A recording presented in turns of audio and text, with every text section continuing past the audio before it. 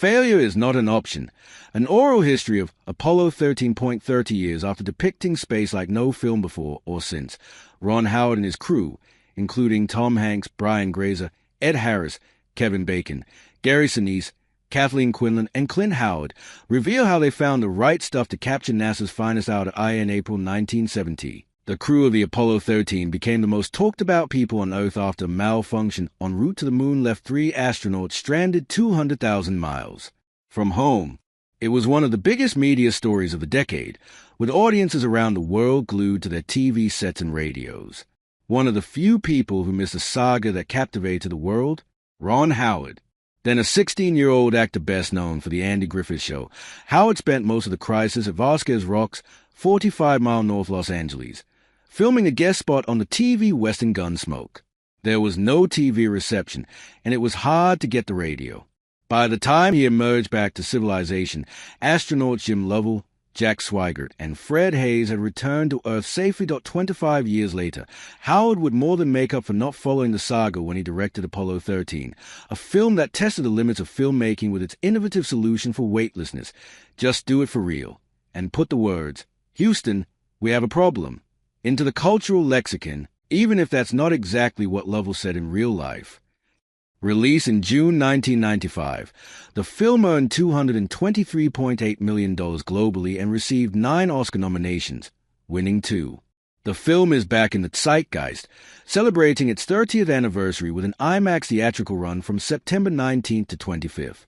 It comes just weeks after the real-life Lovell died on August 7th at age 97. THR caught up with the key players, including Howard, producer Brian Grazer, screenwriter William Broyles Jr. and stars Ed Harris, Kevin Bacon, Gary Sinise, Kathleen Quinlan, and Clint Howard. THR also shared an email exchange with Tom Hanks, the Oscar-winning actor whose enthusiasm for the space program helped drive the production. The other principal actor, Bill Paxton, died in 2017, but his co-stars shared plenty of memories of the boisterous man described as a cowboy with the soul of an artist. Ron Howard, director at Imagine, Brian and I had an executive named Michael Bostic. His father, Jerry Bostic, was one of the mission controllers. Michael came to us and said, "Jim Lovell and author Jeffrey Kluger are going out with a book proposal called Lost Moon." Brian Grazer, producer, he said, "There's a 12-page outline." I read it right away and was really captivated. Ron Howard we wanted in the bidding process. Brian and I were on the phone. I was living in the East by then, and it was midnight my time, 9 his. We were on the phone with business affairs from Universal. We were thrilled to win this. William Broyles Jr., screenwriter Jeffrey was still working on the book. They said, "We really want to do this movie, but we can't wait for the book. We'd love someone with journalistic experience go out and report and get the screenplay going." The first person I called was O. Reinert, who had worked for me at Texas Monthly. We just did what we would do for a story. We talked to everybody. We hung out with Lovell at Cape Kennedy. Ron Howard, I remember reading the first draft. I was literally standing up on Metro North, the commuter train between Connecticut into New York, jammed at rush hour trying to finish this script. I got emotional. I started crying, standing up, being jostled while reading the script. Broyles, a lot of the script is from the transcripts. Whenever possible, we just had them say what they said. But O and I argue forever about whether we should keep the actual transcript, which is "Houston, we've had a problem," or go, "Houston, we have problem." It's just so much more active. It is dramatic. We got some flack from the purists. That's not what they really said. Ron Howard Kevin Costner looked a lot like Jim Lovell, and Jim Lovell said, "Do you think you could get Kevin Costner to play this part?" It seemed like a good idea. Costner was hot as a pistol at that moment and was somebody I was interested in working with. I never really knew why he wasn't interested. Then CAA's Richard Lovett called us and said, "It's your buddy Tom Hanks' dream to play an astronaut." Grazer, there was a lot of names, big action actors that were put on a list. And I had this flash pump moment where I thought, who does the world want to save the most?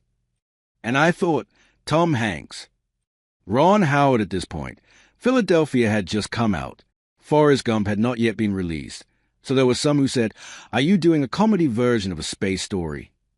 It threw me a little bit that was people's first instinct. But by the time both Philadelphia and Forrest Gump had been released, and Tom had gone through the award season victoriously.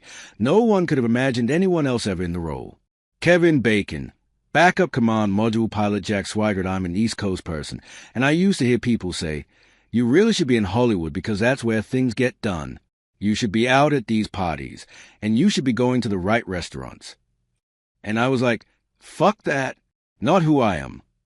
But I think that Brian Grazer saw me walk by the Ivy in LA on Robertson and said, "I've got to talk to Ron about this." And basically, that's how I got the part. That was the rumor. I can't confirm that. Gary Sinise, Command Module Pilot Ken Mattingly Ron told my agents, "Pick one of the astronauts that Tom is not playing and come in and audition." I love the part of the guy who's integral to the mission, gets removed from the mission, and then has to come back and be an integral part of saving the day. The fact that I had just worked with Tom on Forrest Gump helped because I hadn't done all that many movies prior. I remember Ron came to the premiere of Forrest Gump after had cast me. He said, "Well, I'm glad I cast you." Clint Howard, Ecom Controller Cy Liebergott. Ron goes, "Who do you think you'd like to play?" I'd seen my brother do a lot of direction, and I realized that he shot a lot and that there's a problem of getting edited out of his movies. I knew that if I could play Cy Liebergott's role, that there's no way I'll get left on the cutting room floor. Kathleen Quinlan, Marilyn Lovell. Right after I met with Tom and Ron, I had to have shoulder surgery. And when I woke up, it was when O.J. Simpson was being arrested. Then husband Bruce Abbott said, "You got the part." I didn't feel like I knew Tom at all. So I asked him to join Bruce and I to dinner at this little place, way out in the mountains that I thought he would be safe in. He was reluctant at first, but then we had a great dinner, and then it was more relaxed for us. Clint Howard, it was so great that Mom, Ron and Clint's mother, Jean Spiegel Howard, was in it, playing Grandma Lovell. She was really too young to play the role. Ron made her audition, and Ron actually told her, "Mom, I still think you're a little young." And she turned around and she pulled out her false teeth, and then she turned back around to face Ron. She said, "Does this make me old enough?" Tom Hanks. Commander Jim Lovell, the very first meeting I had with the great Bill Paxton was on the film. We were all going to do it, and he brings up the metaphor of Ulysses tied to the mast hearing the sirens call as the crew passes beyond the far side of the moon. Jim Lovell had done that trip once before, and now his.